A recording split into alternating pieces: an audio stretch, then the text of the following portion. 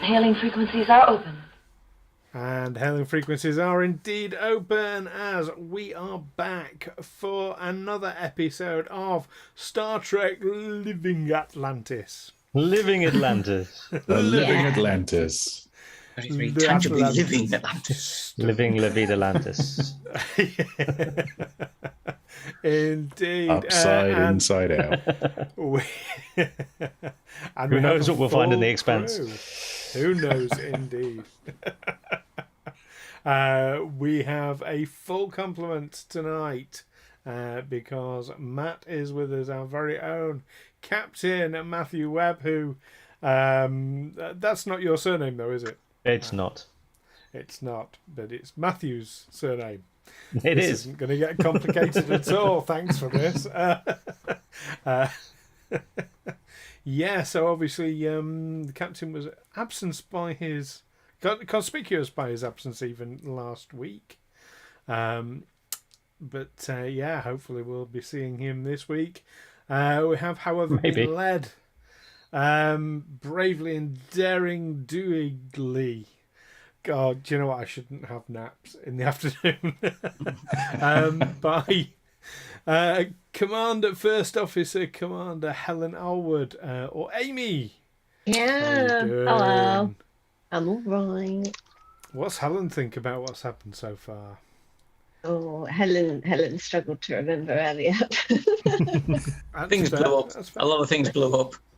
Well, you shared your note, and I think I think it'd be great if you don't mind. I mean, if you don't want to, you don't have to. But would you like to share your notes? Oh yeah. So I was reading. I have one page of notes from last week, and the bit that I was stuck on, I'd written Orion green skin feelings.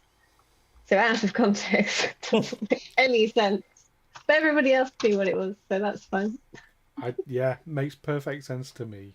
Makes perfect sense. And I think to our chief engineer, Lieutenant Rick Sweeper, played by Chris. Reporting for duty. How is everyone? I think it made sense to you as well, didn't it? It did, yes. And also, I think Greenskin Feelings sounds like an orc love ballad album. And I think we should definitely pursue that. Brutally cunning or cunningly brutal. Yes. Indeed, Orion's first long-awaited album. Yes, Greenskin Feelings, love it, and getting some very special feelings. The Cation Science Officer, Lieutenant Kaveen, right, Ed, knocking it out of the park with the cosplay as ever. Lieutenant Kaveen was very Kaveen. Yeah, Was he not? You have to. It's going to take me a little while to get into his pores, I think, actually, and see how he is. But he's rubbish at science and likes green-skinned people. unless she had catnip on her or something. That's what it was. She just stuffed her pockets before she came in. Well, and hello to everyone watching. Hello to Captain Quinn there in the chat. Great to see you as ever. Fantastic. Well, let's delve straight into our episode. So when we left off last time, you had 5 momentum, I had 4 threat, but we are starting a new scene. Which means I get to redo my threat, so I get 2 for each player. So I get 8 threat. I've got a D6 for each threat. What a waste of time that is. And I believe you lose 1 momentum, don't you? When you start a new scene, it goes down by 1. I don't remember that rule. I don't think that's right. Momentum. It's Ed that told me, so you can beat him up afterwards. That's me done in the car park after. So there we go. So our scene today opens in the inky blackness of the cosmos. Yes, it is the ultimate border, or the final frontier if you prefer. as we pull back and a starship comes hurtling out of the void, whips past us. It is the familiar sign of the Constitution class vessel. Back, same as what old Kirk used to command himself. And we pull in on the domed bridge of the top of it. We see that it is the USS Atlantis, NCC 2801. And as we pull into the bridge, we see Captain Matthew Webb sat in his command chair as he delivers a captain's log. Captain's log, stardate 5373.4. Our destination is the space station Epsilon 19 in the Orsin system, beyond which lies the great unexplored mass of the Shackleton Expanse. My initial orders are to drop off some scientific equipment and general provisions to Epsilon 19 before heading off to investigate some strange signals coming from the Bacchus system within the Expanse that the Starfleet have yet to decipher. Meanwhile, I'm becoming better acquainted with my new command. This Constitution-class USS Atlantis, fresh from her refit at the Copernicus station, following 2 successful 5-year missions.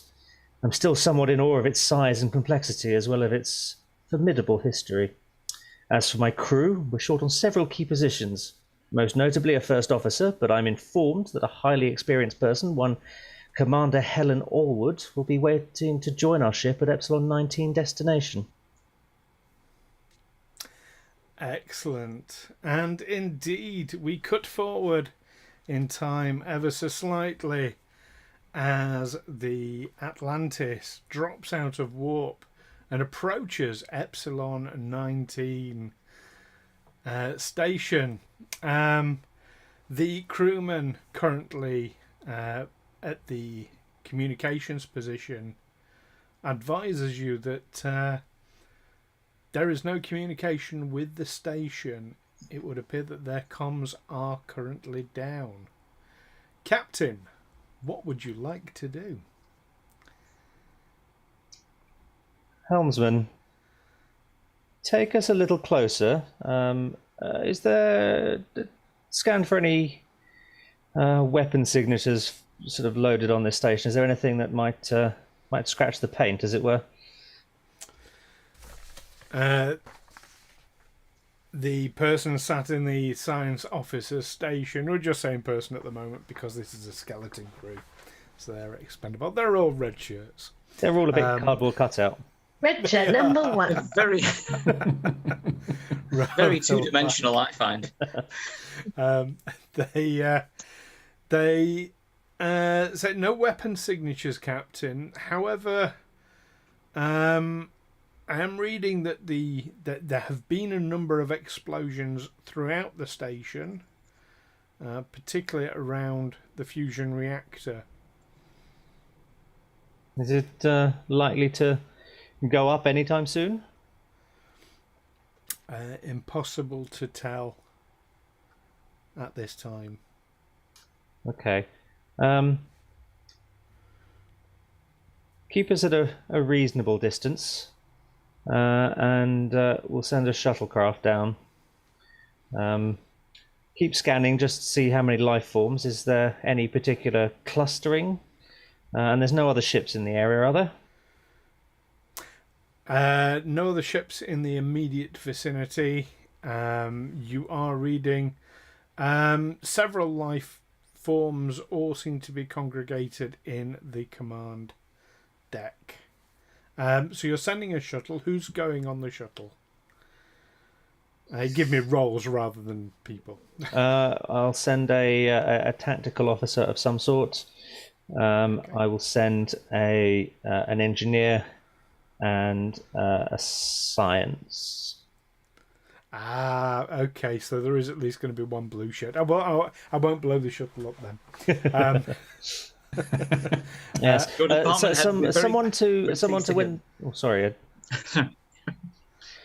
Yes, someone to deal with having to force things open manually, like the engineer type thing. Someone to keep an eye on any kind of issues as far as sort of medical, but slightly more science anomaly type thing, and someone to punch things if required. But I'll also get the helm to just do a quick flyby, see if we can get a visual through the command center windows. Who knows who might be looking out? Okay, that would require extremely precision flying. The station itself is tiny in comparison to this gargantuan starship that you are in. I'm not suggesting to clean the windows, Mr. Miles. I'm suggesting that we fly in front of the windows to see if anybody using our sensors to see what's there. No, this isn't one of those garbage sows like the Red Dwarf that has someone with a squeegee outside. This is the Starfleet. We are much more advanced. Okay. So I'm gonna need.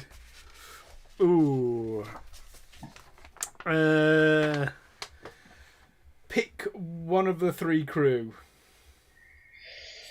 The security officer, played by Chris. Chris, using Rick Sweeper's stats, because no, in fact, do you know what? Actually, we'll try a thing.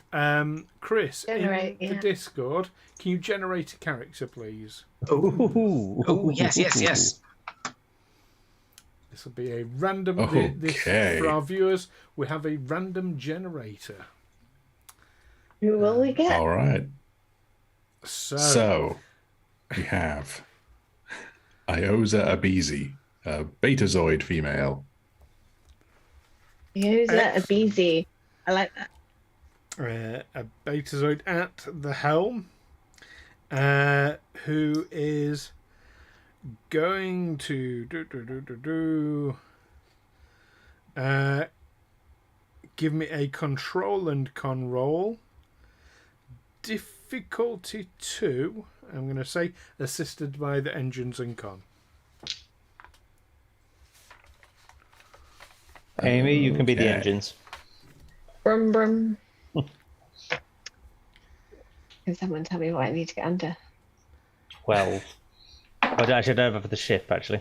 Oh, well, I rolled a 6, so I'm assuming that wins. Oh, that'll, yeah. Well, Yeah. What role was I making this to? Control and con for control 12. and con. That is Keep 2 up, successes. Miss Abizi. Sorry, Captain. I sense that they are very nervous inside the station. Oh, this couldn't have been more perfect, Stu. Also, as a base, it also sense quite aroused. At least 2 of them are. She keeps that one to herself. Sorry, did you roll? Yeah, 2 successes. 2 successes. So you got 3 successes in total, and yes. The ship creeps forward up to the windows, so you can just peek in, and you can indeed see bodies moving through the window. Through the window. Through the window, not through the window. This is not. It's not Susan from The horror scene. But shuttle down and connect and see if we can get the communications back up and running. I don't really want to be sat around here too long. We have work to do. So, yeah, the shuttle is currently being prepped. Meanwhile, over on the station, the ship has turned up. And it looks like the ship is very slowly going to ram the station. What would you like to do? Kaveen goes over to the window and basically goes, whoa. Back, stop, brakes on. So give that man a couple of glow sticks. Bit down it, left a bit. Oh no. and clearly they saw you because they've stopped. Oh, not entirely useless. I can be used as a bad example. Well done, Kaveen. And it is indeed the Atlantis, as the sensors told you. And as the writing on the hull that's bigger than me says as well. Yes. I think it's our ship. Yay. We should probably get word to them if we can. Who's in the room apart from us? A number of dead bodies. Yeah, it's many dead bodies. Can we try our communicators? Now that the ship's nearby, yeah. Okay, you take out your flip. You activate it, and back on the bridge. Incoming hail, Captain. Audio or visual? Audio only. Open channels. Channels are open. Atlantis, this is Lieutenant Kaveen. Are you reading me? Atlantis, can you hear me? Kiwi, how the devil are you, man? Captain! Oh, good to hear from you. I thought you were I thought you were on board the Atlantis. Splendid-looking ship, although a little bit close for comfort. We're on board. We're in here. Can you get us out? There's lots of dead people around. Why is there a lot of dead people? Don't worry, it's not one of those Orion incidents that we just don't talk about, is it? Well, no, we don't mention green people. No, well, our new first officer is here with me. Shall I pass her over to you, sir? Yes. Hans communicator. Hello, Captain Webb. Commander Alward, how are you? Yes, I've had better days. I see. Well, there's a shuttle being prepped to come over and collect you. Is it just the communicators that they're an issue with, or is there anything else that we should be aware of? That's pretty much everything, Captain. Pretty much everything. I'm sorry, who was that? Oh, that's... Apologies. Yeah, go ahead. I just said Lieutenant Rick Sweeper, engineer.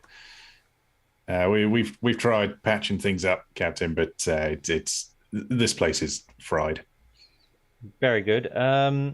Apart from yourselves, is there anyone on there? Or is this going to be left derelict and adrift? There's a lot of dead bodies around. Yeah. Don't tell him there's a lot of dead bodies around. Can I just confirm how much you had to do with the dead bodies? Well, it wasn't me. We might have used a lift. Once. Right. And then everybody died. Right, fine. Well,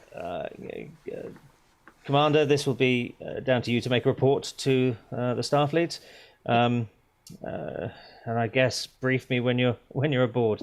Yeah, I look forward to it. Yeah, Captain, can I make a suggestion? Fire away, number one.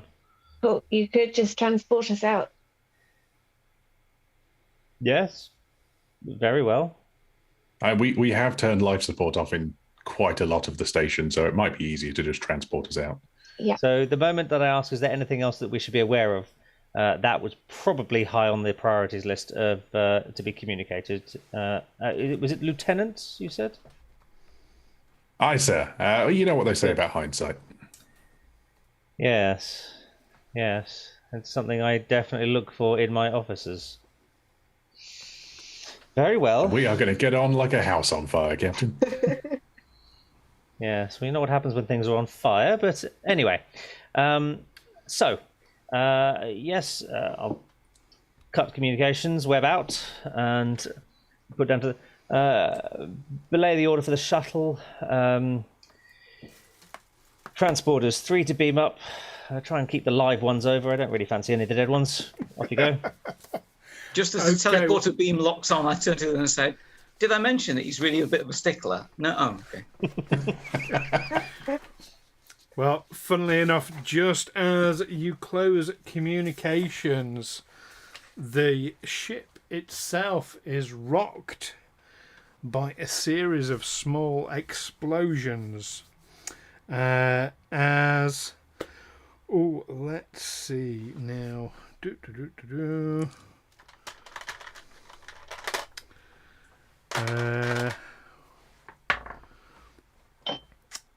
As the EPS conduits around the computers blow up.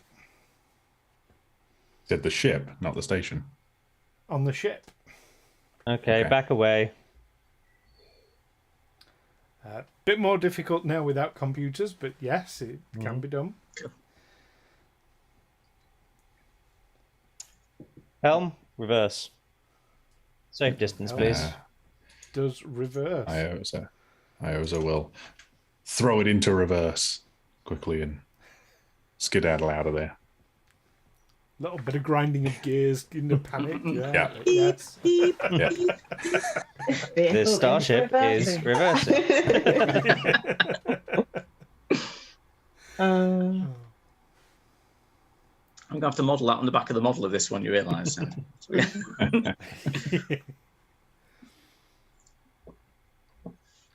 Okay, yep, you've reversed. Excellent. Have we got no computers at all? Computer. So when I say computers are down, the computer systems are disrupted. I think that's the. Transporters, can we get a lock on our people? Message come back from the transporter room that it'll be more difficult without the computers. Can we get the computers back up and running? This would be... Well, that would require an engineering team, but also without knowing what's caused the EPS conduits to explode. The transporter chief doesn't know if that could interfere with transporters or not. Comms, pick up Commander Alward again. Okay, Commander Alward, your communicator's beeping. Captain Webb? Commander, we seem to have had some issues with computer conduits exploding. What is there anything you can tell us what the bloody hell is going on here? That sounds similar to what happened here. Yeah, same thing. Okay, how did you fix the computers? Did we? We couldn't. No, we haven't. We managed to get just enough power to work the communicator, and that was about it, I think. I'll call over Captain. If you could, if you've got any sensors or anything that you can rustle up on board the ship, see if you can search for any trionic waves. This station seems to have been at the heart of investigating them, and then everything went bang. As that is mentioned, I will look at sensor operator and nod. Indeed, yeah. Heavy amounts of triolic waves in the system coming from the Osiran sun. Right, engineering. We seem to have had trionic wave overload of some sort. Get the computers back up and running. Engineering. See what you can do in the short term. Transporters. Let's just bring them back, shall we? Okay, let's have another random generated individual, please. Chris? Already in there. Who we got? Excellent. I'll let someone else take this one. Denobian. Yeah, one of those. Denobulan. Easy for you to say. Yeah. We like Denobulans. So, let's do the transporting first, because I think that's going to be the quicker job. Presence and science. Presence and science, is it? Probably not, but... Oh, yeah, I'm trying to find it. Oh, here we are. No, it's control and engineering, assisted by sensors and engineering. Sensors? Sensors. Ed, you can be the sensors. I'll be the sensors. And, yeah, control and engineering. Difficulty 2. We have a 12 to... Ooh, 17, says the ship. No, that's no help at all. And Hannah? who's rolling for... Oh, I'll get under 12. Under 12, if you please. And I got a 3 and a 14. So just one. One success. I will spend a momentum to gain a success if that's the way we do this. You can do that. The alternative would have been giving me threat. Yes, well, I thought the alternative was scattering the three crew members' particles across the known universe. But no, I figured that momentum is probably a better option in this case. Yeah. Does that give us another dice to roll? I mean, that's a fair point. Is it one more dice to get a success, or do we succeed at cost? You can either use it to create, to use your dice roll as a natural one, as if it was a natural one, or add another dice. Either way, you're going to get. Or we could make it a natural one. That gives us 2 successes. That gives you the successes you need. So I actually want to just. Oh no, it's not me doing it. That's.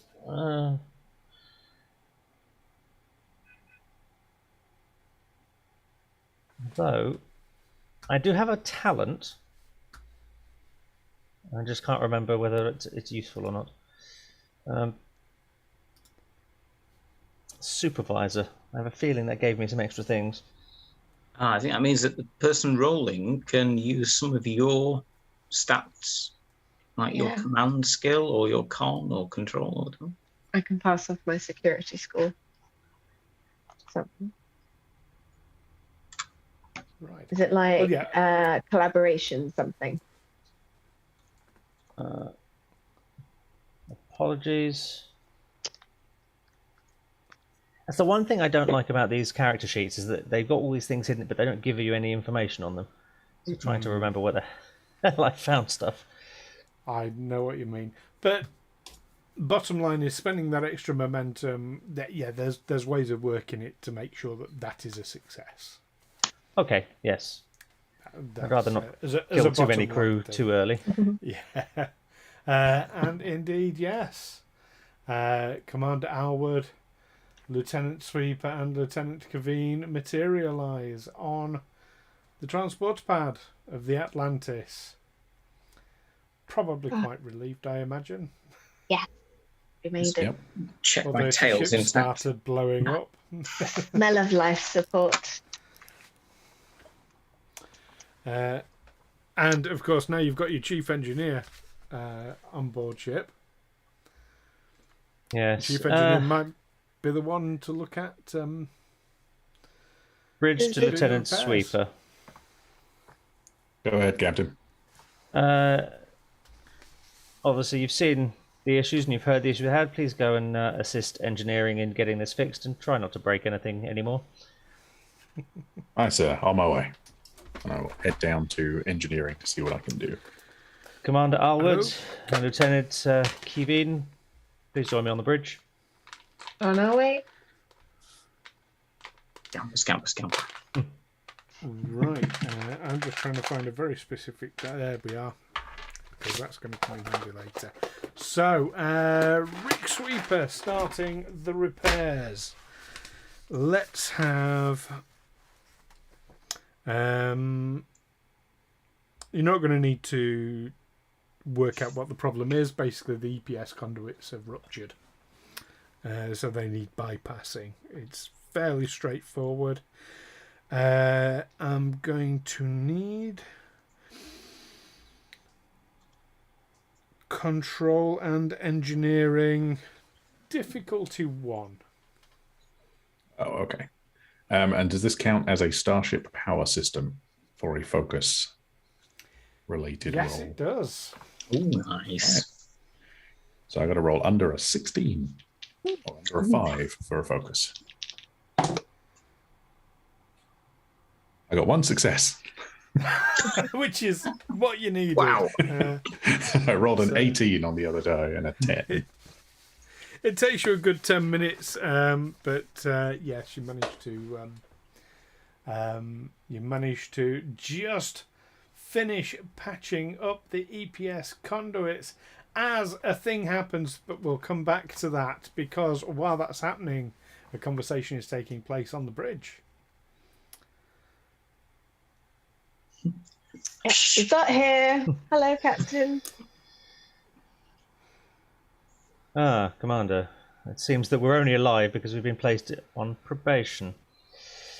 A very serious kind of probation, it seems. I'd like to know what exactly was going on that ship, but I suppose, sorry, on that base. But I suppose now is not the time. I will expect a full report in the next few hours. But I mean, I suppose you don't have anything to get unpacked, so No. go and see the quartermaster for any additional items that you require. Okay.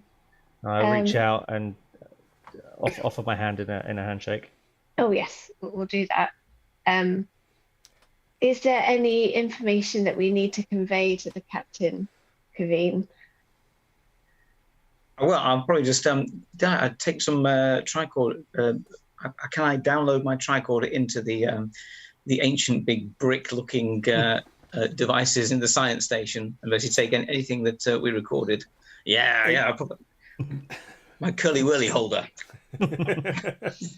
It fortunately is plug and play, so yes, you're good to go. Excellent. I'll just sort of side and say, nice to see you again, Spidey. I'll just download this into the old set over here, if that's all right. You haven't changed anything from my seat from the refit, have you? I don't suppose you're talking to me, are you? Well, who else around here is called Webb? Swish, swish. One moment. Lieutenant, please join me in my ready room. No. Door's closed. Kiwi, what have I told you? Not in front of everybody else. Oh, so look, it's been a very long time since I've seen you. Just great to see you again. Yes, great to see you, but keep it down. Okay. No old academy nicknames on the bridge, okay? No, I'd rather not. Good. At least that way no one will find out what mine really is. No. That won't come out until poker later. You on for a hand or two? Yeah, as long as I'm allowed to, hand or three with the tail. It'll cost you double, and then he go on walks then. back out to the bridge. As they walked into the ready room, Iosa turned to Henna on the bridge and said, I think the new science officer is going to get in a lot of trouble for this. Yeah, I wouldn't want to be in his shoes right now. The captain did not seem very happy about that exchange.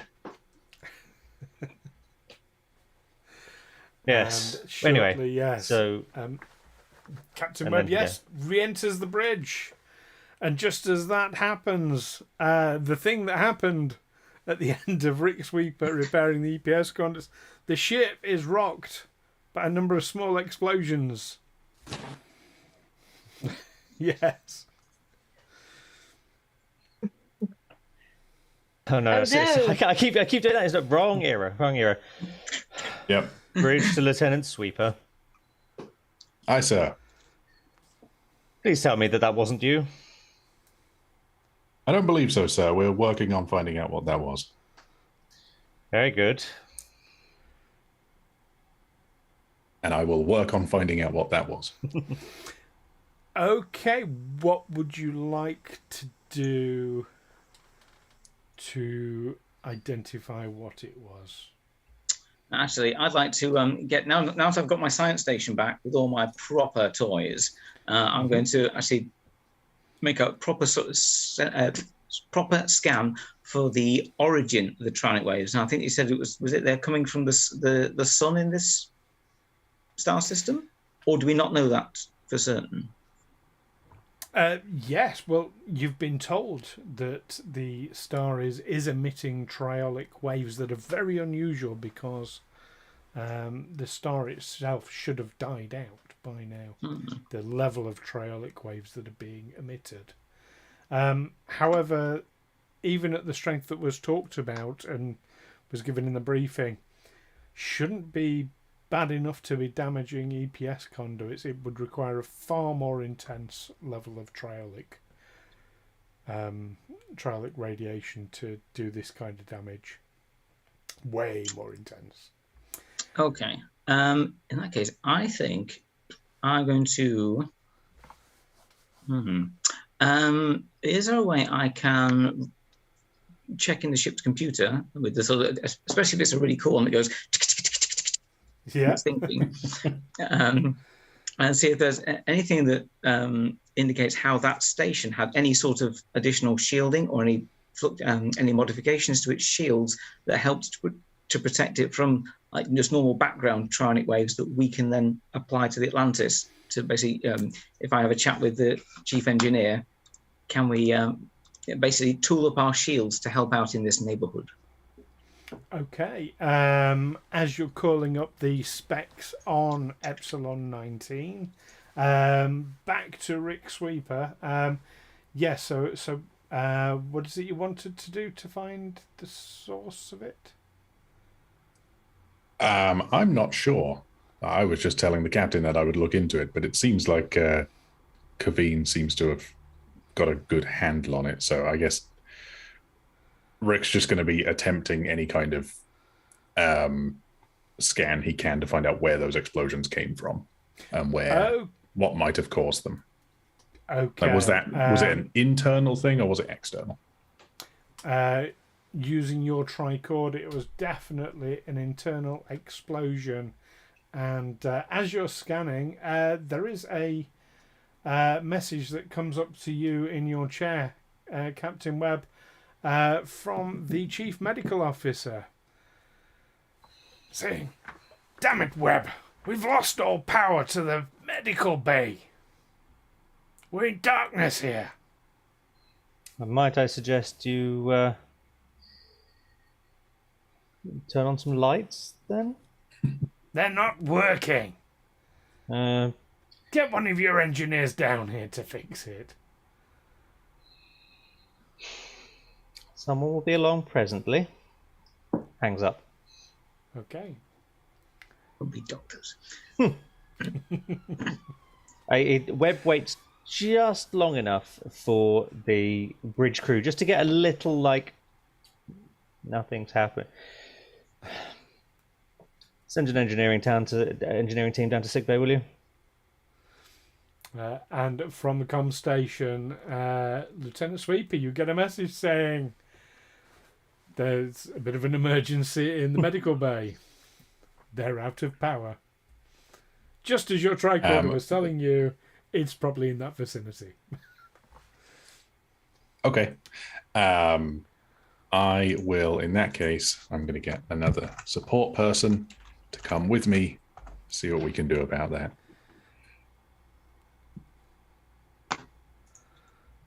Then I will head over. Well, yeah, I guess I'll head over and see if we can pinpoint the specific cause and if we can fix it for them.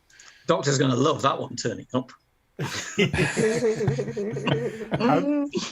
How do you know the doctor's not a Tellarite themselves? Oh, that's a good point. I'd like to also point out that Captain Webb keeps a very mixed crew of races, fairly heavy on female crew members at the moment.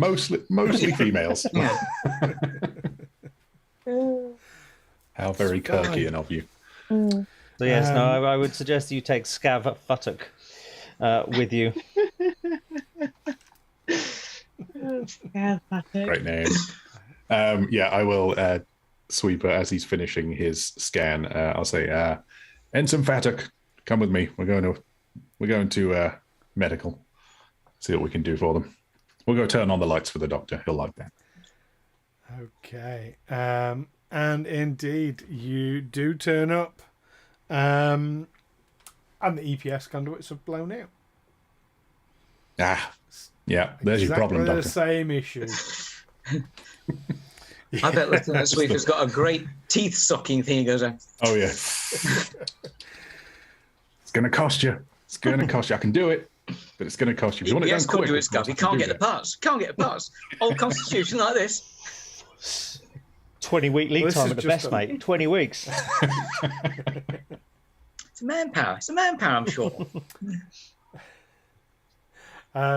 Yeah. So what did we say that was? To repair, control, and engineering.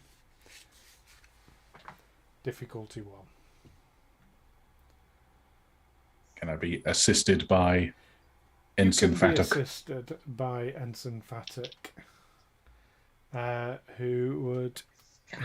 Ensign Fattock's would Can be you use their incisive scrutiny? 13. No. I'm afraid not. Well, I got 2 successes. Oh, right. And someone want to roll for Scav? Ed. Oh, 19. He's too busy arguing as to whether or not the lights are on in the first place. Ooh, Yeah. close to a complication there. But yes, you do. It takes you a good 10 minutes. But the lights do flicker back on as power is returned to the medical bay. Whilst that is happening, back on the bridge, Lieutenant Kaveen, we are jumping about all over the place. I'm loving this. Lieutenant Kaveen, you call up the specs and indeed the mission profile for Epsilon 19. And there is no special shielding. Like I say, the mission specs kind of confirm that the triolic waves that are coming off the site should not be doing this level of damage. Then they shouldn't be that intense. Okay. It shouldn't be anywhere near that intense. There was no prediction of them becoming so. So clearly something has changed. However, you do believe that raising the shields on the ship may offer some protection. Captain, might I recommend we raise shields whilst I see if we can do anything to further bolster the shields against these trionic waves? Make it so. And I can't do it from my console. I don't have a shield button. I've got a shield button. There's yes, of course, yes. As a tactical station, that's your button to press. And you do indeed push the button, and the shields go up. Shields Press up. the big yep. skittle. For that. All right, and meantime, I'll see if I can use the ship sensors and scan for to see if the waves are emanating from a specific point. If we can find out where they're coming from, maybe that could indicate what has changed and is making them worse or more intense. Ooh. Kaveen, I don't know what science stuff is, but could we shoot at it? If I can find it for you, Commander, if the captain says you can shoot at it, you can shoot at it. But it's his call. Captain's decision is final. I mean, it would be probably a good idea to find out what it is before we just start blowing stuff up, Commander. But I do like your initiative on this. Lieutenant, see what we can learn. I'll sniff it out, so don't you worry. And if it requires reducing in size, then go right ahead. Right. It is, for the sciencey scan, a reason and science roll, assisted by the ship's sensors and science. I'm going to make this difficulty 3. Okay. I have focuses in ship sensor arrays and astrophysics. So would either of those count towards investigating this? Astrophysics. Okay. So reason and science is a total of 14. My science is 5. I have a focus in inspiration, if that helps. Okay, well... Are you sort of sitting there in an inspiring pose? I've hit a 9 and a 7, so 2 successes off me, but nothing critical. Okay. We need the ship. I'll roll it. What number am I looking for? I don't have the ship's sheet up. Oh, sorry, I do. Sensors and science, was it? Sensors and science. Yes. That's a 13. All right, let's see. That's a 12 for the ship. Oh, yes! Okay, you get your 3 successes. I mean, so I'm just picturing like Webb sat there inspiring. I mean, like if this was Pathfinder, be playing a musical instrument, and because he's basically a bard now. Well, actually, there's a canon. It's canon. Unless while I'm peering over, he's doing the sort of the Kirk thing of like leaning, as he's standing over my shoulder, leaning in. He is, but he is actually humming. He's humming the first few bars of "I am a very model of a modern Major General." Yes. He says standing over his shoulder and he's humming. I was thinking it's been weeks since I've had a shower. Has anyone met Gilbert and Sullivan? Yes, I can't remember whether I think they're both animal, vegetable, and mineral. Oh, but as I've got 2 small red shirt cutouts just randomly, they are now Gilbert and Sullivan. Excellent. There we go. So here's what you're seeing in your big scopy, sciencey, scannery thing. The trialic waves don't appear to be coming from the star itself, but rather spots on the star. You can't see anything specifically generating them, but it's not coming from the star itself, rather something on the star it would indicate. Right. You can spend a momentum to get extra information if you wish. I think we've got some to spend. So yes, let's use my though of course as Chief Science Officer, as I've succeeded, I can gain an extra momentum, which can immediately be used on that spend, so it doesn't burn out momentum. Hooray! Okay. Nice. So I'll pop that one back then. So you're still at 5. And there appears to be something phase shifting in the general vicinity of where the origin of these trialic waves. No, essentially something. It's coming from the star, but from the area of the star, but not the star itself. Something within the star. Okay, I will turn that into Captainese and explain it to the captain. Okay, It's also, just to give you a freebie, it's also perfectly reasonable that the equipment on board the Epsilon 19 would have missed it, because having just been refitted, the Atlantis has the very latest sensors. Shiny.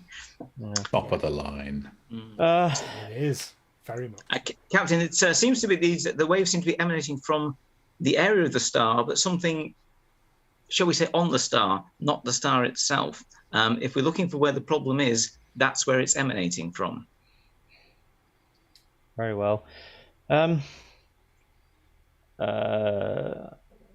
Yes, I was like, do we have any probes? Can we send a Lieutenant, send a repeater probe of some sort to get closer, see if we can get anything else. I'd rather not get too close, just in case either the sun or Lieutenant Sweeper fries us again.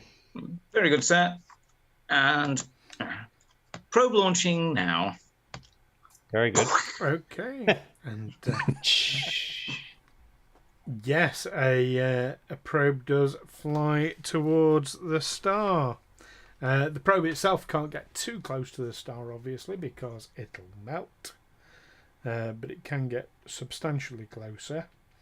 For the results of that, I'm going to need a Reason and Science, difficulty 2, assisted by Sensors and Science. And this is the camera pans in as we fire the probe, and just written on the side of the probe, it's called the Jack O'Neill. Ooh, I've got a 10 and a 4. Astrophysics or ship sensors helping out with that? He says astrophysics. Okay, so that's 3 successes there. It was 16 for the ship, so I think that's a fail. Mm-hmm. Right, but 3 successes, so you're now at maximum momentum. Okay, what this probe is absolutely confirming that there is something out of phase. And the probe has confirmed the location of these spots. They are some distance away from the star. They appear to be more in orbit of the star. And it's counted 4 of them. Can it tell what they are? Sounds artificial rather than natural. Yes. It's impossible to say what it is when it's out of phase. Okay, I will. I presume these give us the readings. I'll say we have readings and location on four areas which seem to be around the star, Captain, where the waves are resonating from, and where there's some sort of phase imbalance coming from these areas. And with your free bit of information, because you get the momentum that you can instantly spend, so your free information is that energy appears to be being drained from the sun into these areas. Some sort of solar collectors. Is there any way we can shut one of these off? If it's out of balance, is there a weight that we can put on one end? Might I recommend we shoot it? Might I recommend we moving closer, Captain, and see if we can gain more, or at least get the commander to within weapons range. So are they admitting waves themselves? Is that what's causing things blowing up on the ship? Lieutenant Sweeper, do you have anything that might help us get closer? I presume I have been party to this conversation, or at least some of it. I've been fixing stuff, but not necessarily. Yeah. So, can I suggest the thrusters, Captain? Very good. No. So we. I'll explain. I have an idea. Oh, yes. I'll hang up on Sweeper. Yes, Commander. So the things are. The things are emitting frequencies. I remember learning in science that you can cancel out frequencies by doing the opposite or the thing. Yeah. Can we do that? Feel free. I don't know. I think we may need to get closer. Are you suggesting we sort of emit some sort of ionic pulse ourselves at the same frequency to try and cancel them out? I'm presuming we can use the deflector dish to resonate an opposite graviton wave. I'd have to call up on the computer to see if it does that. Yes, I'm pretty sure there was a book written by a tetragrammaton cleric that may hold some information. Let me. So I'll check in the ship's library computer and see if there's any way of generating trionic waves ourselves via a standard Starship deflector dish and warp core attachment. Maybe like one of the torpedoes can be modified. Apparently, if you focus it through a fresh Vulcan, it works really well. And 5 hailing frequency points to anyone in chat that remembers where a tetragrammaton cleric came from. I do have a focus in weapons engineering, so if I can fiddle around with the weapon, maybe I could come up with an idea. Oh, I could pass the information on to. Yes, I could send the information to the tactical station. And I also have a focus in deflector shield and force field technology. I also have a focus in inspiration. So damn glad to have him on board. And team dynamics. We're all so good when he's here. Yeah. Definitely the bard. Okay, so Helen, yes, you believe you can modify a torpedo to give a burst of triolic energy, triolic radiation, You also believe that you may be able, maybe with Rick Sweeper's help, it may be possible to boost the shields to withstand more pressure from the sun, to get in closer with your shield's focus.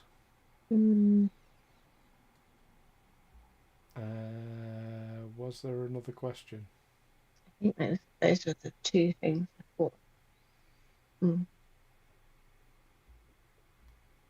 I'm science. I've found out the cool stuff. Now go and make things work. Go on. I mean, I can have a go at it. You 18 I'm music. not making any promises.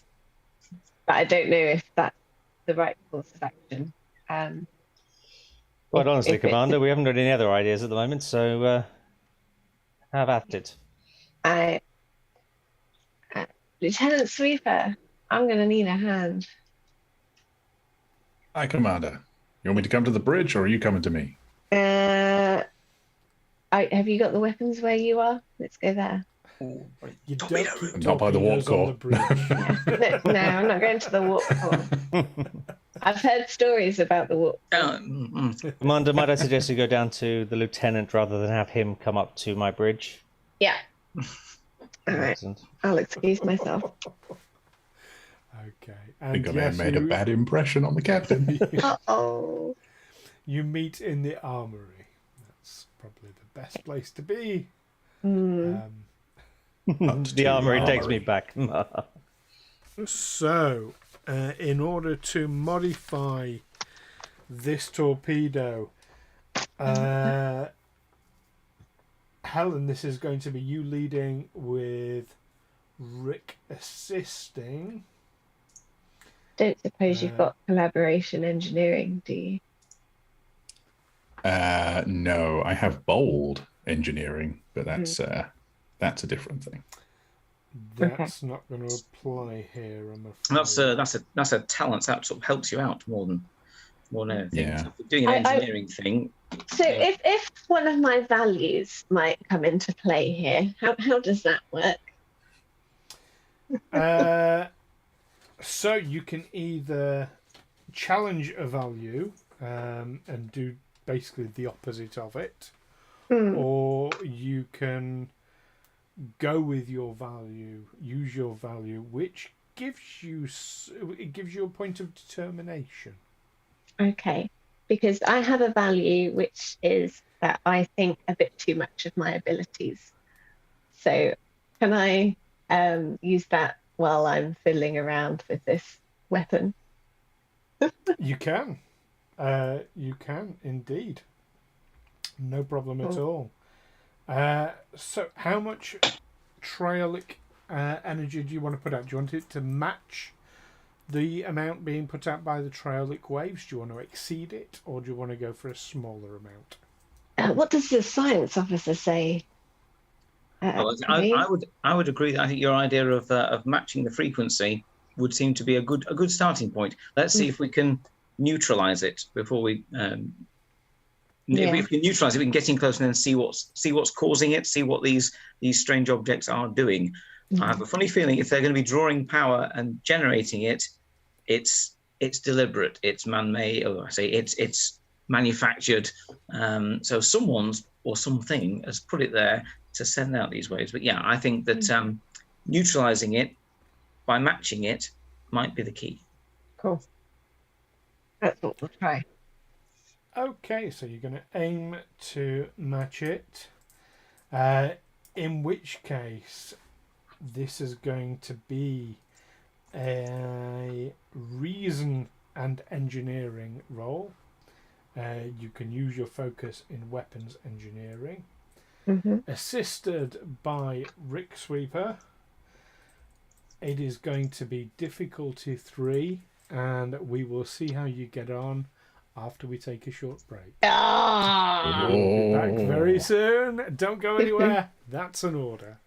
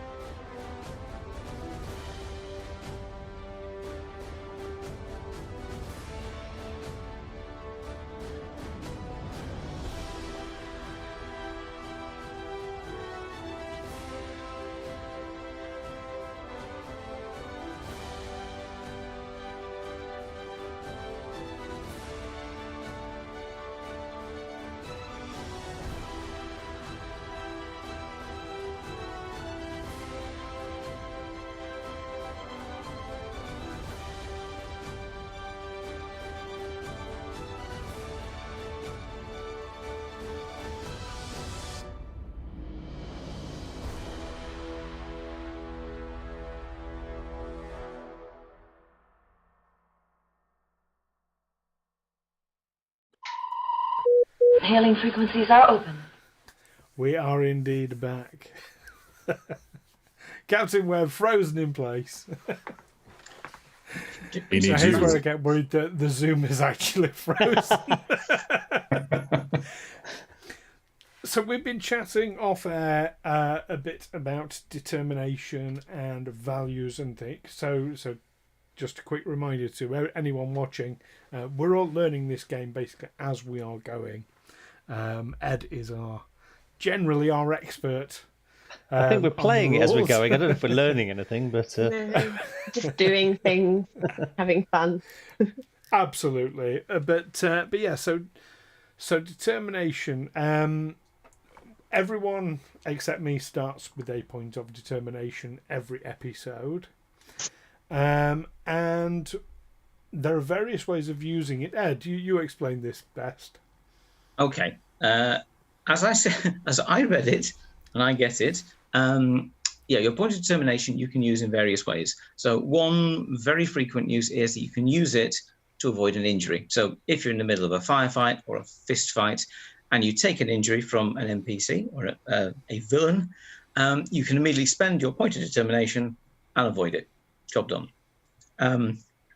Also, you can use it if you're making one of our 2d6 rolls, 2d20 rolls. You can use that to further assist you. So if you can link your one of your character's values to what it is you're trying to do. I used the example before of, say, a Starfleet doctor who had the value that all life is sacred. Well, if he was trying to heal, say, a wounded Romulan, is sacred. Sorry. a wounded Romulan, he could say to the GM, I'm going to use my point of determination linked to my value that all life is sacred to try and save this guy when I do my role, because it's going to be difficult because I don't know his physiology. And if the GM says, yes, that's fine, then you automatically get one of your dice turns up as a 1, a critical success. You don't need to roll it. So you can just roll your others. So then you can also buy in more to your dice pool with threat, momentum, etc. And you can still use your other talents, which are mechanical effects. So you might be bold in medicine, so you can give the GM a threat and then get a dice that you can re-roll because you bought it with your bold medicine. Or your caution. You can most of your talents are bold or cautious. Basically, you get a re-roll if you buy a dice with threat for bold and caution for momentum. But yeah, that's that. You can. I think we discussed that Captain Webb can, as one of his human abilities, can burn his point of determination to give the party 3 momentum. So if you're dead short, if you've burnt all your momentum, then he can basically say, "Hey, let's just see what's out there." Throw his momentum away, and we get his determination away, and we get 3 momentum back. Just for that, every turn, every game session. Very so now we're all not the wiser on determination. No, it's well explained. Thank you, and very, very pertinent, because Commander Helen Alward is about to try some modifications to a torpedo. Now, although Helen does have a focus in weapons engineering, the role is going to be reason and engineering, which is not one of Helen's strengths, is it? No, it's not my forte, I must say. But you do have a value that comes into play with this. What is that value? Yes, so I have the value that I think a bit too much of my abilities. So I am going to attempt this with the full belief that I am going to do this, because of course I'm going to do it. It's a weapon. I know weapons. I know engineering. Yeah, it's fine. I did this. What's the worst that could happen? Yeah. Sheer fucking hubris. Exactly. And I think what I think is really funny is how determination works and how this value works with that and how that works out. Even though I had no idea when I wrote it down that it would work out like that. Which I think is cool. But I do also have nothing that helps, actually. So other than my focus. But I can buy a dice with momentum. As assistants, since Sweeper is there as well, he's just kind of pointing out some things. He says, Commander, I think all we need to do is to actuate the secondary dampening equalizer, and that should be that should be enough. But I'll let you take the reins on this one, and I got a 7 on my assist roll, so 1 success from me. Excellent. So we're looking at a difficulty of 3. We've got 1 success already. Your point of determination, if I'm reading that right, gives an automatic success. Yeah, so you basically you spent it. That's one of your dice. You can turn it right around to the critical success straight away and just roll the other one. So there is still a chance of complication. So I'd still roll both and then take your worst one and turn that into a success. Okay, and I'm also going to steal momentum, so we'll go down to 5, so I can buy an extra dice. Yeah. And Lieutenant Sweeper, actually, I think you'll find that I need to modify the undefined baritone pulse generator in order to make this work. And then we'll completely fuck up the rolls.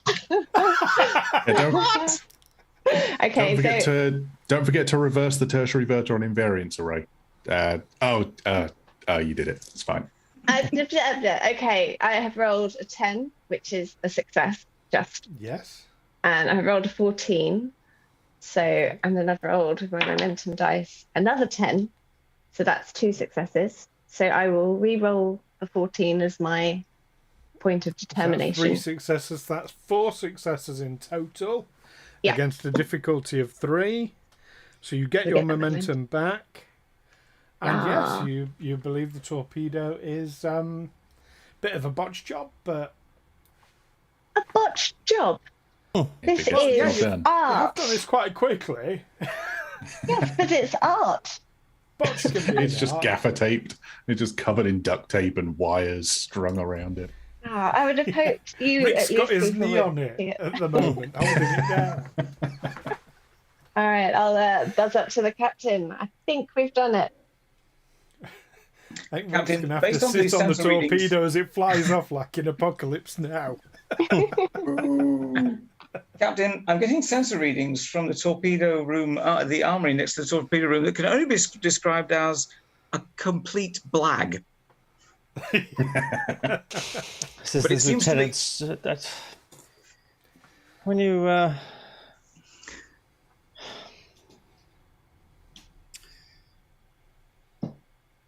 Lieutenant Sweeper. Aye, sir. Status report. From what I can tell, seems like this might work, Captain.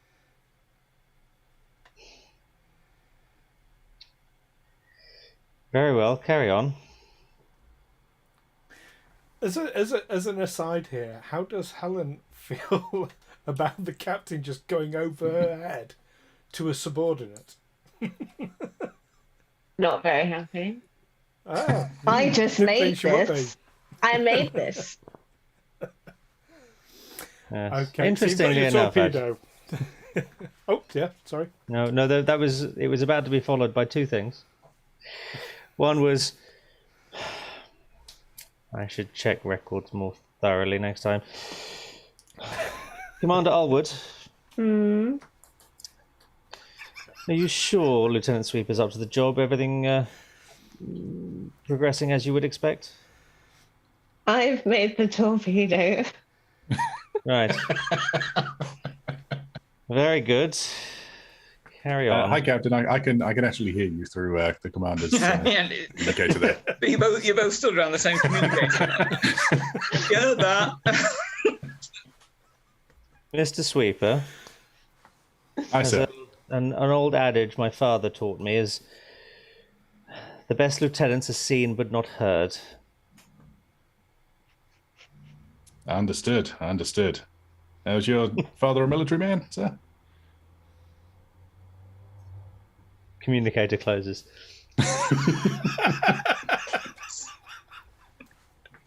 Oh my goodness. Just as well these characters are temporary, isn't it? I don't know. I quite like Webb. I want to keep him.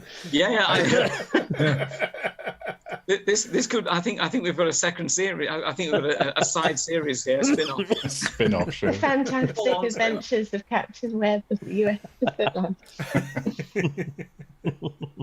I got it. Spidey and Kiwi. There we go.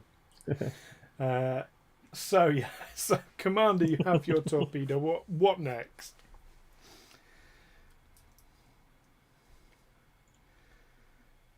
Are you going to shoot it? Do it.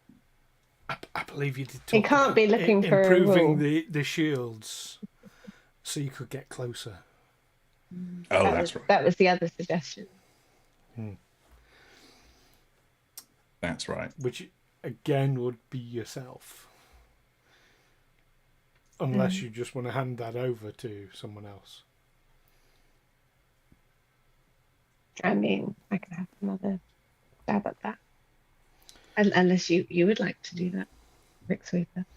Would that be an engineering thing, or would that be more of a sciencey thing? It's an engineering thing, but it's helpful if you have like specific focuses in shields. And See, I have a focus, but my engineering is 2. So does it matter? Well, you just succeeded and got a momentum back. So Oh, that's a good point. So I'll believe in my abilities again.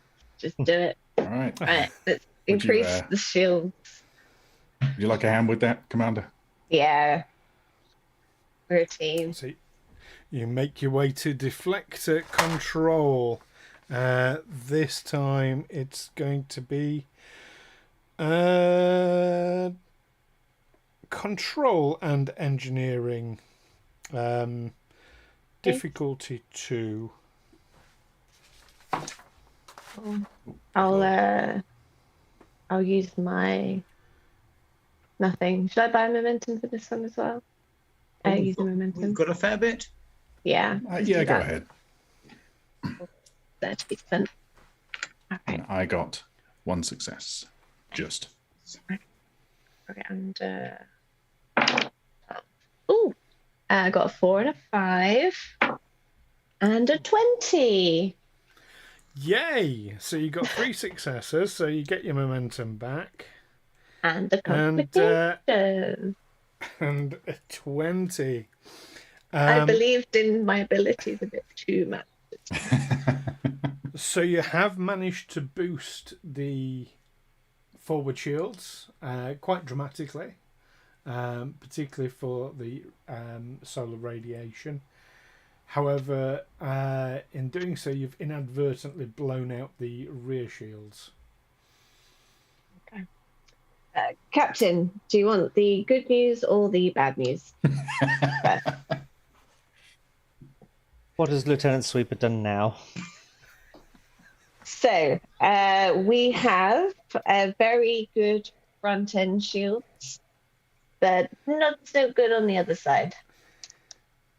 Well, we'd better not show them our skirts then, hadn't we? Mm-hmm. Ready to do the things. What are you waiting for? You're okay?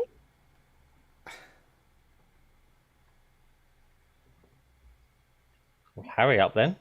Okay. What are we doing? Are we shooting the thing? Are you doing this from the bridge? Yeah, we're down in engineering it. Should I come back up? Should we go Commander, back might I up? suggest that you take control of your baby from up here? Okay. On one very, very large condition, though. Mr. Sweeper's going to engineering.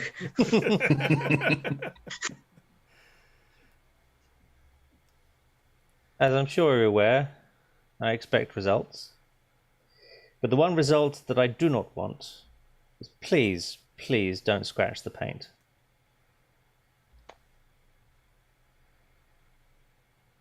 I'm not making no promises. I see your time in engineering, Lieutenant Sweeper, is rubbing off on you. Okay. I will head back up to bridge. Once the communication shuts down before Helen leaves, I'll just say, I don't think the captain likes me very much, Commander. I don't know why. I don't know why. No. Oh, well. I'll keep his ship in the air. Come up with something. Are you heading up to the engineering station on bridge as well? I mean, if I'm welcome. I've got a spot on my little map here for you, Chris. Yeah, I'll head up to the bridge as well. Okay, and yes, you enter the bridge. You give the command for Helm to move into closer range so you can target with the torpedo. Now, where these 4 spots are, Lieutenant Caveen, you can easily liaise with Tactical to identify the location of these 4 spots. They have moved slightly, so they're not static. But would you like to use this torpedo to either target one of them or to aim it in the middle of them, or what would you like to do? Can we determine whether or not, as they've moved, have all 4 points moved together? One thing is, are they all orbiting at set ranges? Ooh,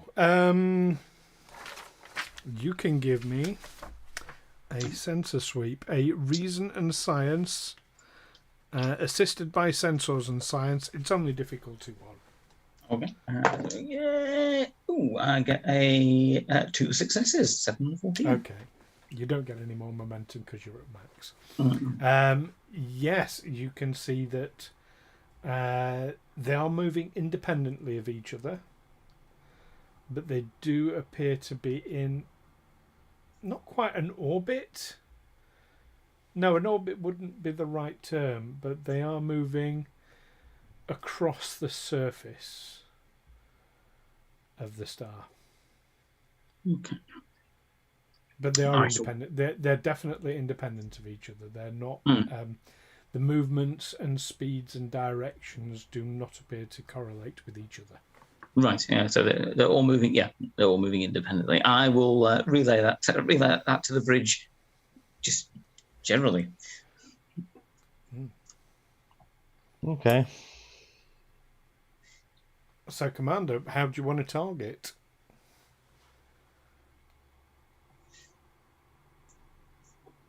Oh, Yes, that's you.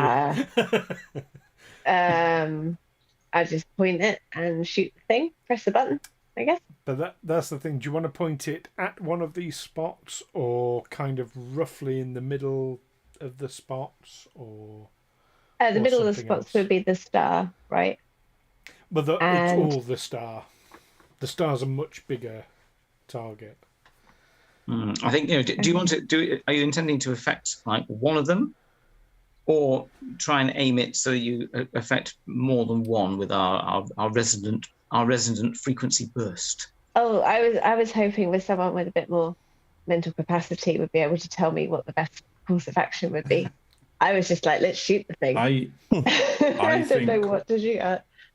I think we should try and just target one, just so that we can make sure it actually works instead of trying to spread out the I effect. would heartily recommend like a sample.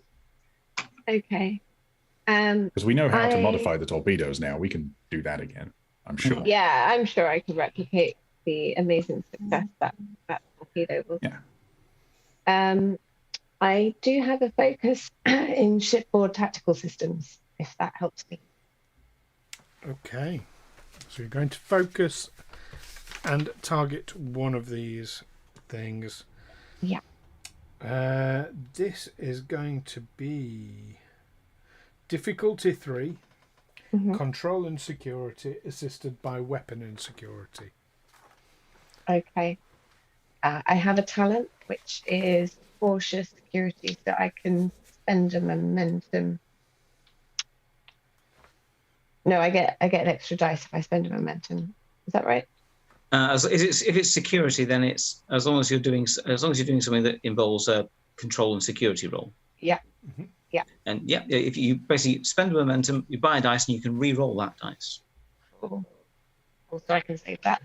Right. So I'll steal a momentum to help. Okay. Disorder to ship. Someone with the ship sheet up. Do it. I don't know if I have it. Oh, did my focus in tactical systems help? Yes, your focus in tactical systems will help. I've got a 9 and a 12, which is 2 successes. The momentum dice is a 4. So with my focus and my security being 5, that's also 2 successes. So that's 4 in total for me. Okay. And Ed, you've got the ship. Mm-hmm. So what we're looking for, is it weapons and... Weapons and security. Okay, that's a 10. The ship gets a 13. A Do I have a 13. Okay. special... But you get successes and you get your momentum. You're back up to full momentum again. Yes, your torpedo launchers absolutely dead on target. There is an explosion because there is still a warhead which was required to release the triolic waves. You get rather than a triolic wave coming at the ship, it is more spread out. Lieutenant Kaveen, you see a number of things happening as this happens. The first and biggest thing is that appearing when the explosion dies down, a large creature has appeared. However, you are getting no life signs from it. Like a The sort of other space-based three tweet. spots are moving away in opposite directions. They're not like moving together, but they're definitely appear to be fleeing the area. Okay. So, whatever it is you hit there, Commander, it looks like you either woke it up or you killed it. Oh, I feel bad now. I thought these were like man-made structures.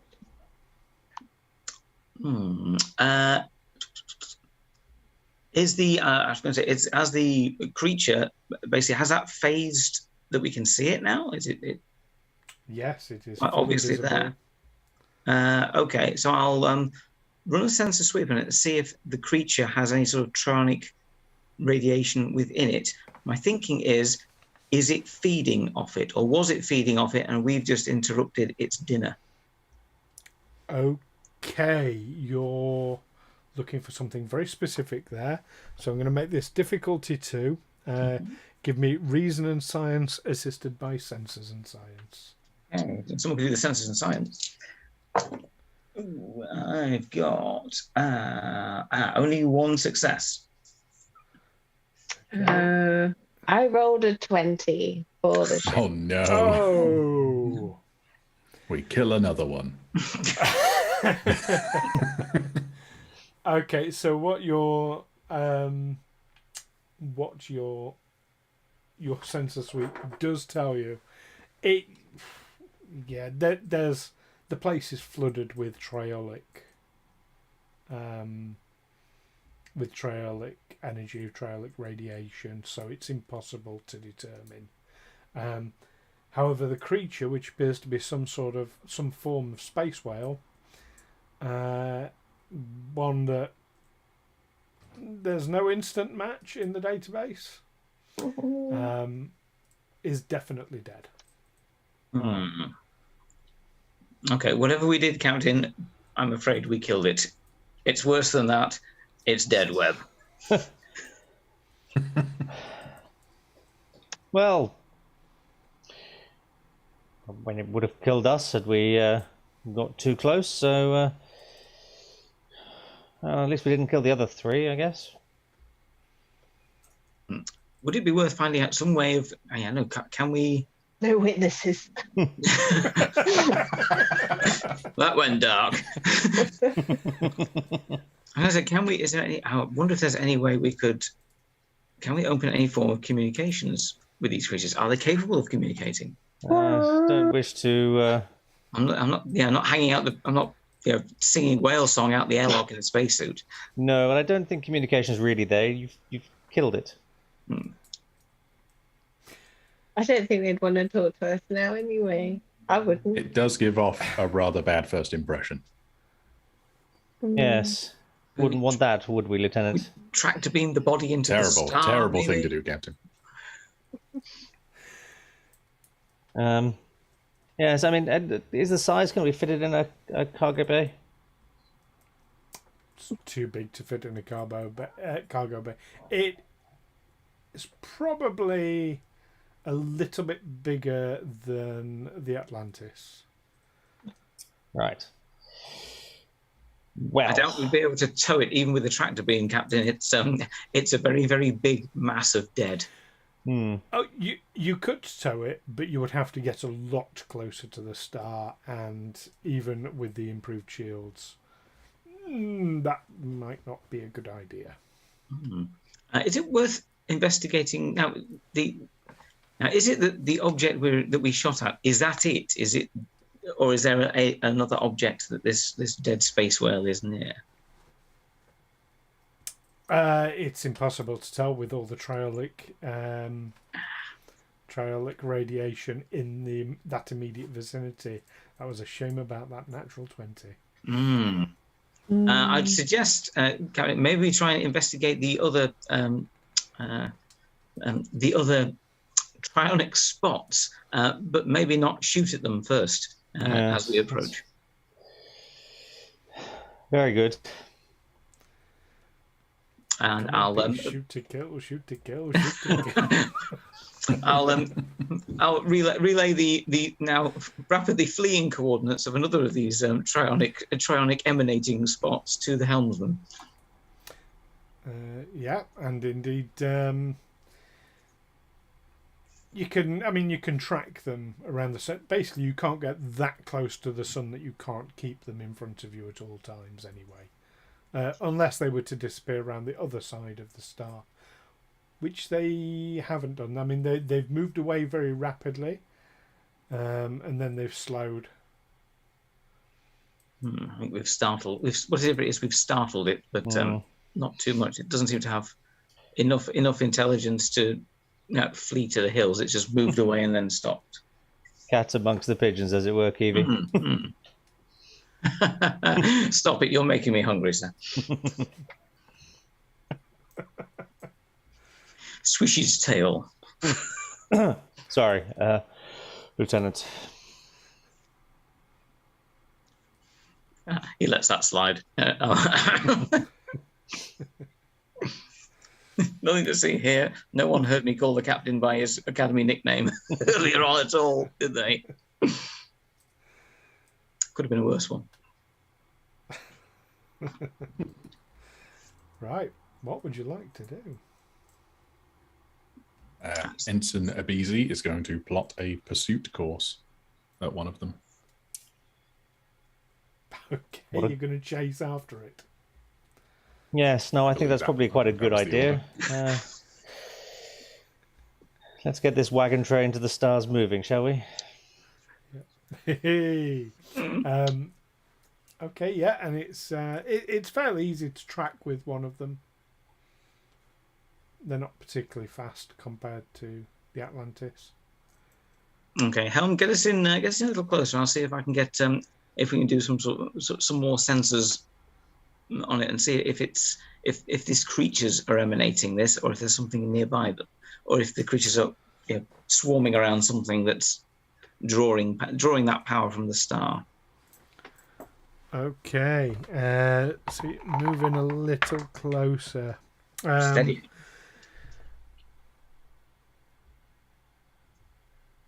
Give me. I'm going to make this difficulty 3. Oh God! I'm not rolling this one. No, this Stepping one's back for from my deck. Kaveen. Control and science, assisted by sensors and security. Okay, I'm going to use a momentum to get us an extra die.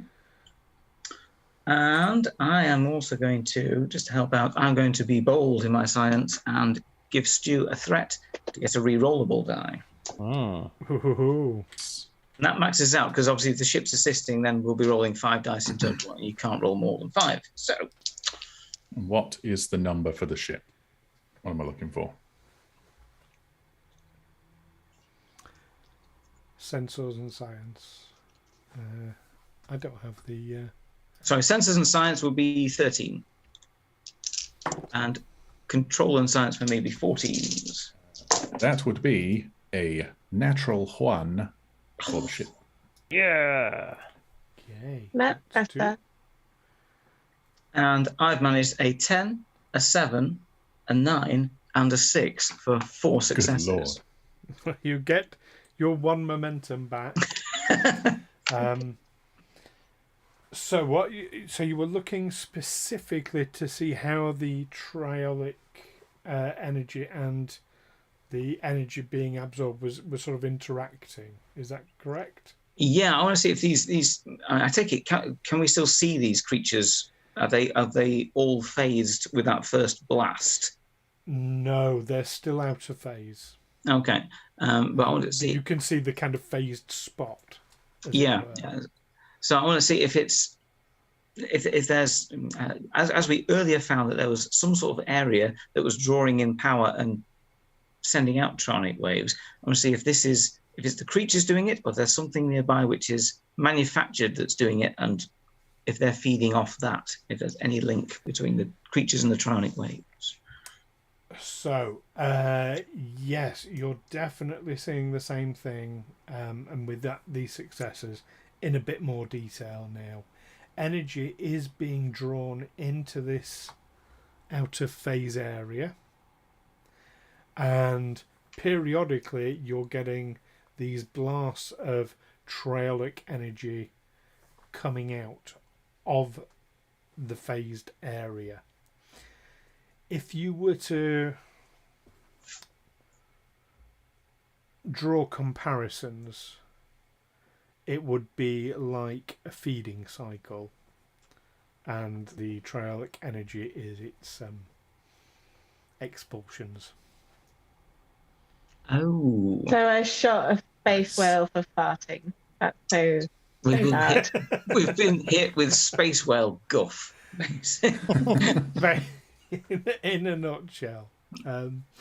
Yeah, so where the scientists on board Epsilon 19 believed that the triolic energy was coming from the star but couldn't understand why it wasn't destroying the star, you believe you might have solved that riddle. It wasn't, in fact, coming from the star itself.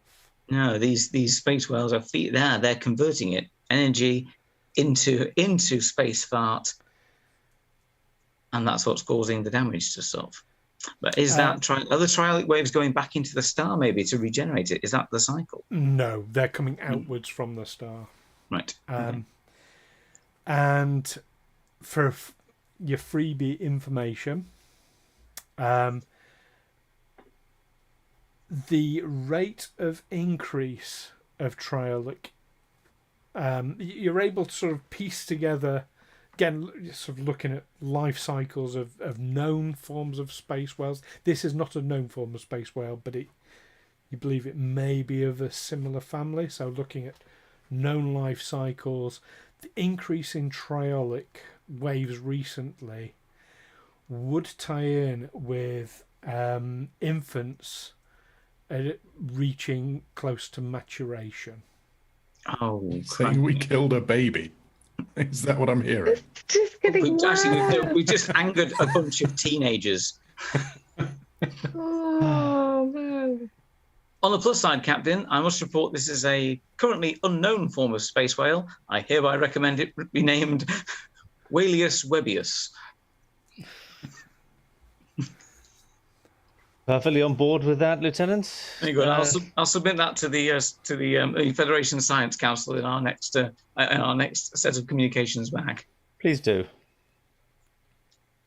Anything that we can glean sensor-wise from the deceased one would obviously be useful. The Science Academy are always interested in both living and dead examples. I'll be sending a full data packet with the weekly log returns. Excellent.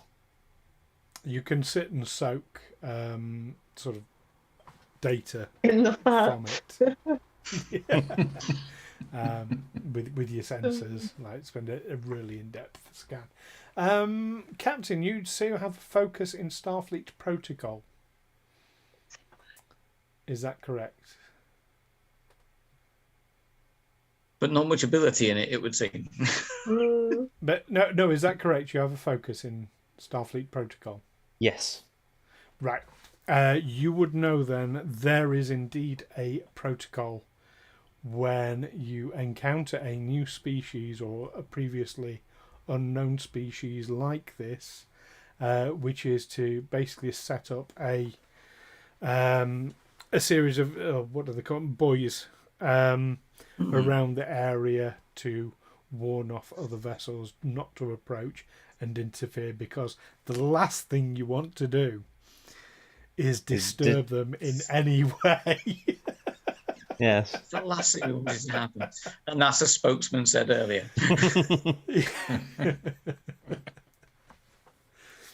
Yes.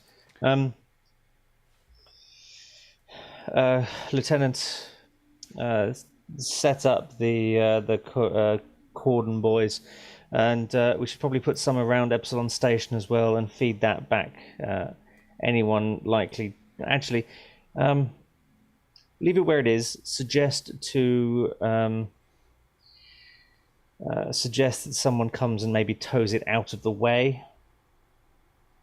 If I request from nearest starbase a scientific recovery vessel, might Yes.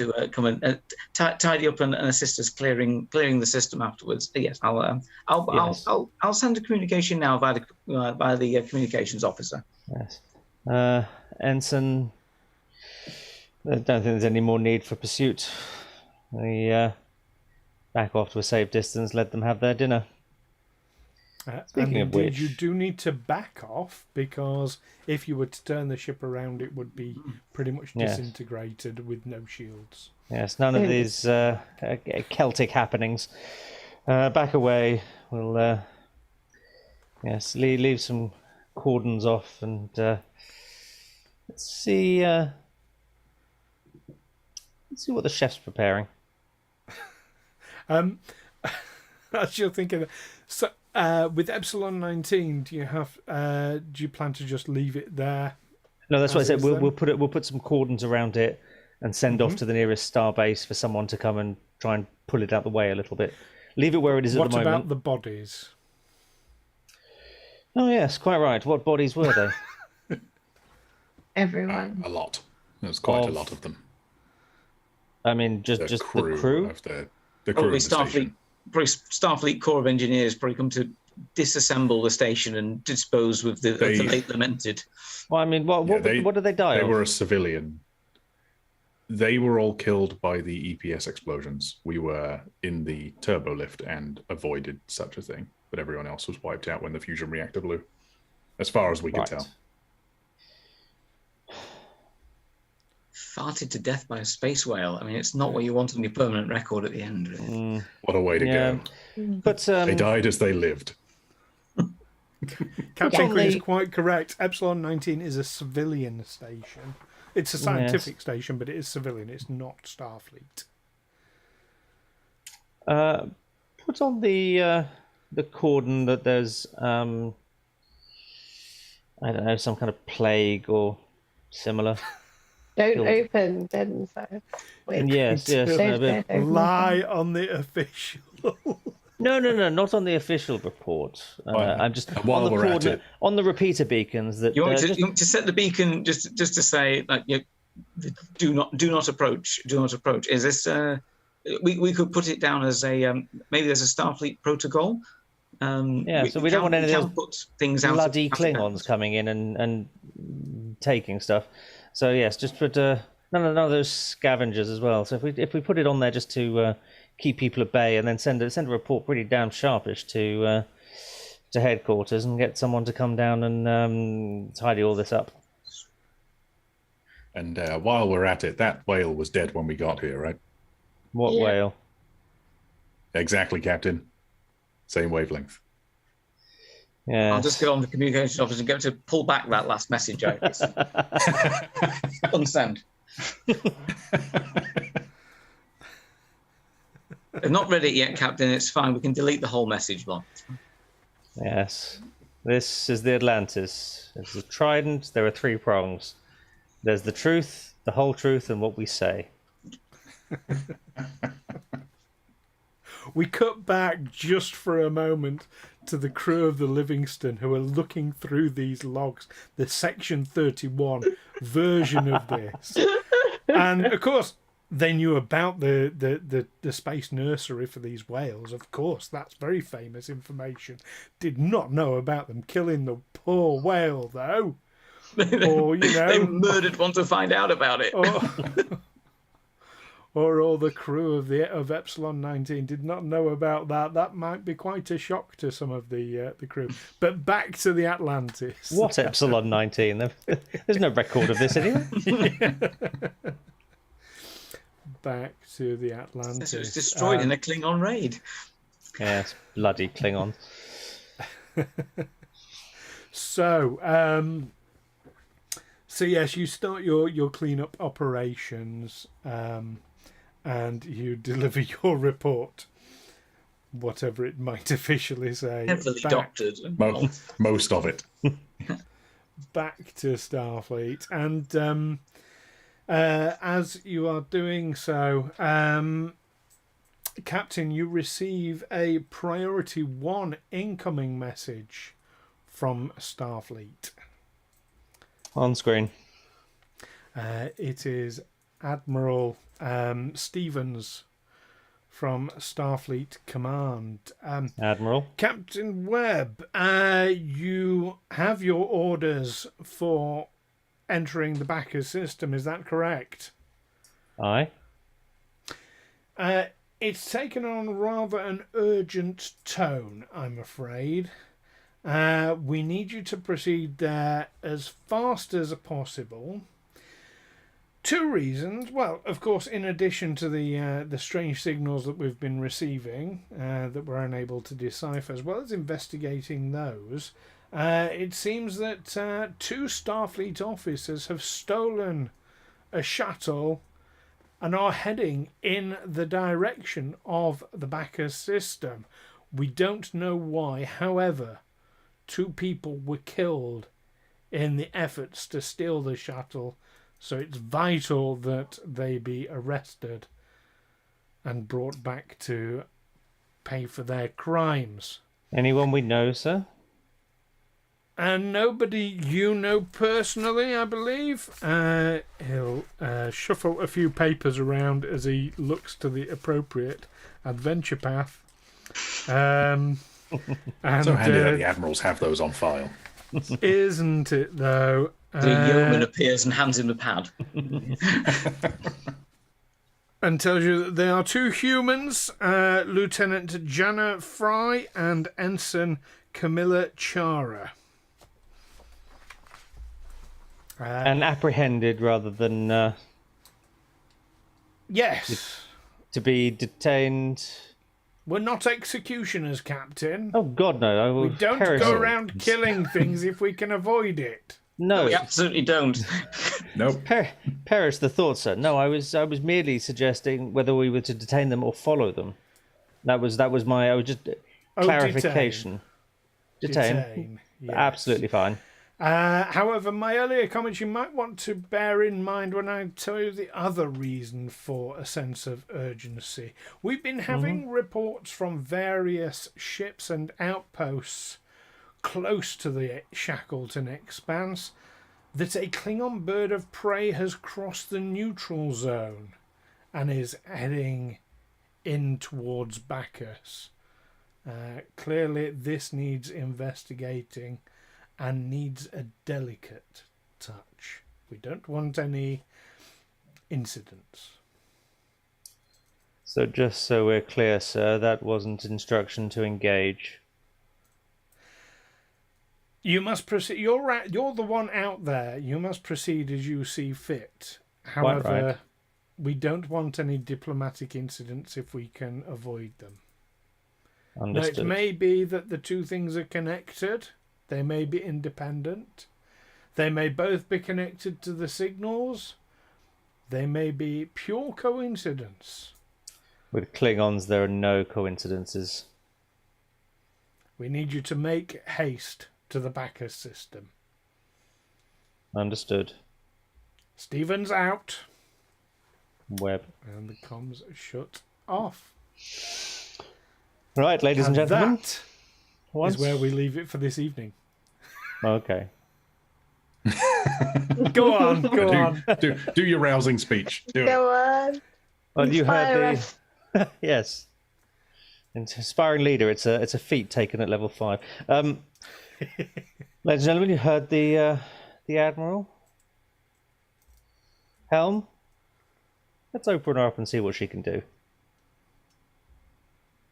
Aye, Captain. And that's where we leave it for tonight. Nice. Da, da, da, da, da, da, da. There we go. Well, that took a Huzzah. dark turn, didn't it? I don't know why I thought no one told me it was alive. Nobody didn't told know. you it wasn't. I thought the science. Well, that's not my job to know if it's alive. My job is to shoot stuff. I assume it's a target until I'm told otherwise. Go on. Yeah.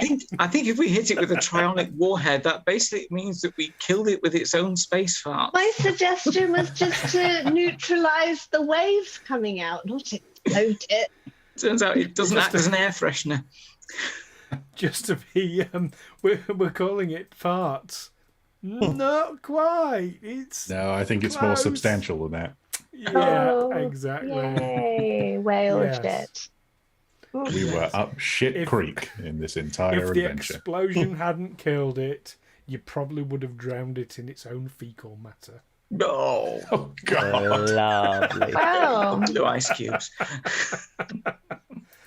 We uphold Starfleet's principles wherever we go. We are the worst astral zoologists ever.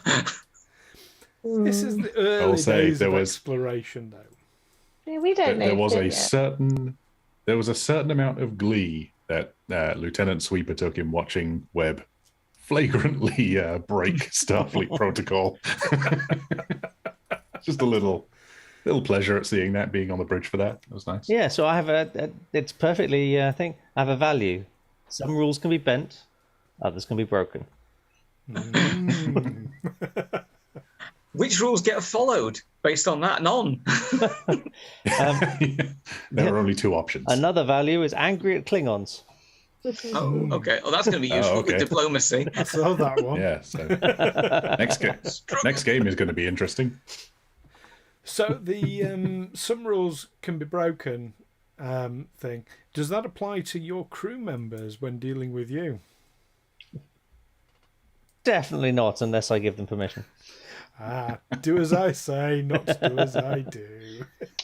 Typical cat. Some lieutenants may have gained some additional privileges, but I won't show favoritism. I will show disdain, but I won't show favoritism. Not at all. Well, he let you on the bridge. That's true. I wasn't kicked off the bridge immediately. So how are we finding these characters then? I'm quite like. I'm really enjoying this. I'm liking. Not I'm gonna liking. lie. I'm liking TOS era a lot more than I thought I would. Yeah. It's a lot of fun to mess around in with the weird like 60s stuff that we can throw out, and it just feels more. It feels more pulpy and not quite as serious. So I don't feel as bad making jokes and ruining the tone when we're dealing with Section 31 stuff. Did you see the whole of Series 1? It was mainly jokes. Well, yeah. That's it. Yeah, no, I mean, I think it's pretty. I quite enjoy Webb. I think we all enjoy Webb, sort of. Well, Actually, I was surprised that I was surprised when you got the crew for the shuttle, you didn't say, "And I'm flying it," because this is this era. You're a captain. Get it. Yeah. Go down there. Go and do stuff. No first officer is going to say, "Hang on, you can't." that was in fact why I was asking that question. It was a kind of a subtle. And are you going? Yes, no, well, all they wanted to do was pick up the crew members. It was like he wasn't really in the mood to take a ship down. You wait. If there's all sorts of things, he will be there whether he should do or not. That's the 1960s captain we're looking for. Yes. What does the commander think of her new chargers and her new captain? Oh, she's finding her feet. I mean, we haven't really talked about sort of backstories. Obviously, Matt and Ed, you've clearly liaised, which is great. But no, Amy. I mean, is Helen a new commander? Do you think is she new to the role, or has she been a commander elsewhere? And I'll have to come back to you on that. okay, no worries. I did think of some stuff, but it's out of my head now. So sorry. I'm like that if I don't write it down. Yeah. Fantastic. Well, look forward to another one of these, hopefully in a fortnight's time. Yes. All Yeah, things looking being forward to it. equal. Yes. I'm going to push the final frontier a bit further. In the meantime, we've got lots of other... 16th, is it? Oh, yes, it would be. Fantastic. In the meantime, we've got lots of other streams going on, so make sure you subscribe and hit that notification icon if you're on YouTube as well. That's it from me. Before Anyone we go, else have anything to... Yeah. might we say thank you to everybody, the whole crew, and to Stu and to everyone watching, because we have now passed our 1 year anniversary. Yay. We have indeed. Yeah. And we didn't get hats to wear. No. Oh, Not to worry, but yes, of course, we're just over the 5 days past. Anniversary.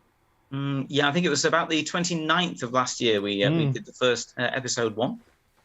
Well, any eagle-eyed viewers might notice that the registration of the Atlantis is NCC 2801 because it was the 28th of January. Yeah. Very nice. So yeah. A little bit of IMDb trivia for you. oh, There we go. there's been I a love few in my this Easter episode. eggs. There's been a few Easter eggs in this episode. There has, and some that you're not necessarily aware of as well in what you said. Yeah. Joe, let's do them very quickly. So the ones that you know, their captain.